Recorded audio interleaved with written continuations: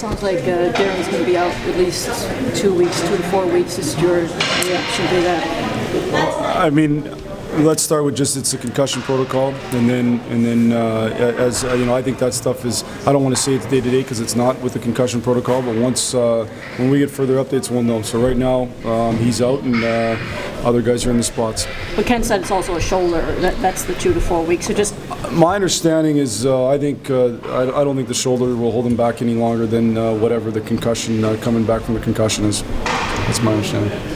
Jeff, looked like Yurko had a nice game there today as Helm's replacement on that line. Just talk about his game and how you see him evolving.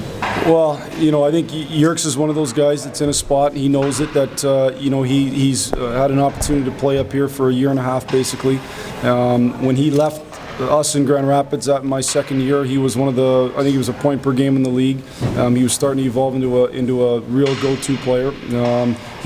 I think the first couple of years here survived, and I think he'd like to take that next step. But in order to do that, he has to earn that ice time. He knows that. He's got real good speed. He's got a good skill set. He's got size. So those are three real good assets. I hope he can continue and play like he did today. Are you going to keep him on that line for now? Preseason? For now. Well, you know, for today, and then probably tomorrow, and then maybe the red and white game.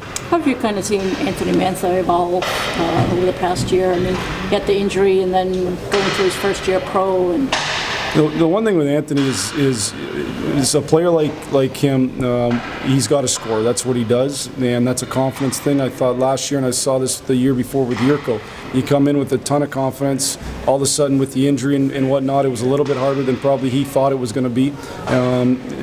The confidence erodes a little bit. Now you got to build your confidence back up. I thought the prospects tournament was probably a step in the right direction of building that confidence, and hopefully he continues that here at main camp. Do you think he's matured enough? I mean, matured, especially. Well, I think he's. I think it's a growing process. I mean, I saw that with lots of those young guys. They all mature as he's a young guy coming in, and he'll continue that maturation process.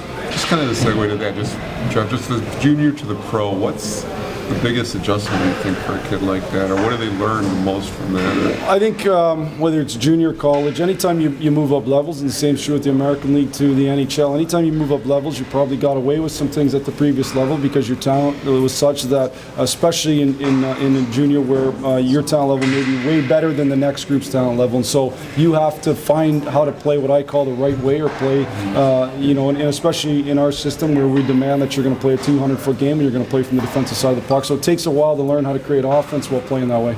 Coach, it looks like Mike Green can really be an impact player for the Red Wings this year. What do you think of him so far, just 2 days into camp? Well, I mean, the one thing with Mike, I think we all knew this coming in, but he has elite skill. And when you have that type of an elite skill set, for me personally, I'll take my chances with that type of player. I think he comes and works really hard every day, pays attention to detail, and he's got a big time skill set. So I think he can be a real good fit for us. Just like our team, though, he's got to go out and prove it every day, and our team's going to have to go out and prove it every day. Coach, Can you talk? What kind of influence did Mike Babcock have on preparing you to be a National Hockey League player? Well, I think Mike had a big influence on me. I've had the opportunity to work with some great coaches, had the opportunity to work for some great people. I'd say over the last, not only the year I worked under Mike, but the last 3 years when I was in the American League, we had constant conversations back and forth. And I know I learned a lot from Mike. I hope he learned some from me. That's how, the relationships, the most positive relationships work. So he certainly had a big impact on me and in the way that we do things. Can you tell me a little bit about what you look for in players coming out of college? Well, it's similar to the guys coming out of junior. I mean, I think every player is different. They have to utilize their skill set and learn how to separate themselves in pros. So they might have been, a high-end scorer in college. They might have to come here and find out how to be a little bit more of a checker. They just got to find a way to have a real good role within the team, do something better than other people do on the team. What do you see in Nick Jensen, and where is he kind of on your depth chart? Yeah, hard to say exactly in the depth chart. What I'd say is Nick's somebody who, is continuing to show that he wants to knock on the door to be an NHL player. He uses his speed as a defensive weapon. I think anytime somebody skates like that, everybody thinks of offense. For me, Nick uses it as a defensive weapon. He can really track guys down. His recoverability is great. His ability to come back and break pucks out and make the proper passes is going to be the big thing for him to continue to do to become an NHL player. How about the depth of right-handed shot defensemen now in this organization? Well, I think I think first and foremost it's the depth of defensemen, and to be honest with you, it's the depth at every position. I think we're real lucky, and it's the strength of our organization because of the job our scouting staff has done, that I think we have great depth within each position, and certainly on D. The fact that there's some righties there makes it easier. Obviously, in a perfect world, you'd like right, left if you can, and so it starts to give us more options as we move into the future.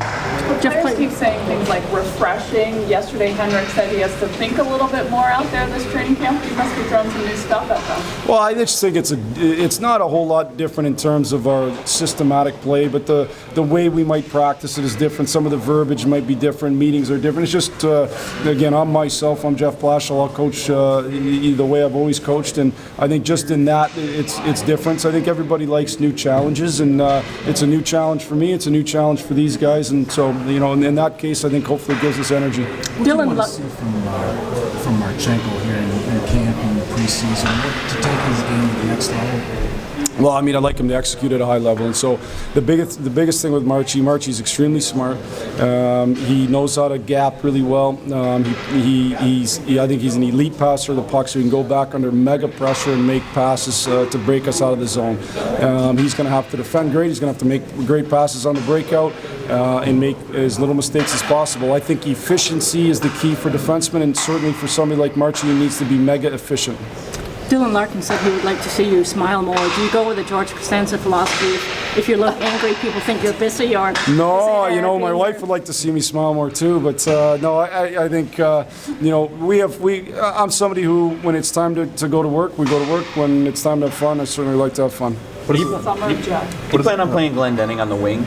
We're not sure. We're just trying different things out. That's what training camp's for, trying to get different combinations. Glennie has not played the wing up until the time he came to Grand Rapids. We're just trying different combinations. This is fantasy you need to work, need to do the most coming off a great season with the Griffins last year. Who's that? Fantasy. Well, keep doing what he does best, and that's use his speed as he's got elite speed and a skill set to go with it. He's got to stop on pucks. I thought he get way better at stopping on pucks, battling for pucks, winning all those little puck battles. At the end, you just have to outplay other guys, or at least show that you should be one of the first guys getting called up. What do you see as fun is it going to be opening night, seeing as it's Mike's coming into town, home opener, and your first regular season NHL game? To be honest, my focus will be 100% on the Detroit Red Wings, and obviously we'll be playing Toronto, but it'll be on us playing the very best hockey we can, us executing as well as we can. I'm not really looking that far ahead, though. I'm looking to my game here tonight in front of a lot of people. Hopefully I can start next. Coach, Nosek had a very good cross returns, led the team in scoring. Can you talk a little about him and what he has to do to play in the NHL? Nosek is a really, really good two-way player. He was one of our best players in Grand Rapids all year last year. He had an injury that made him a tough start, but I thought he did a great job. I think Nosek just needs to continue to be that kind of two-way player and execute just a little better than other guys.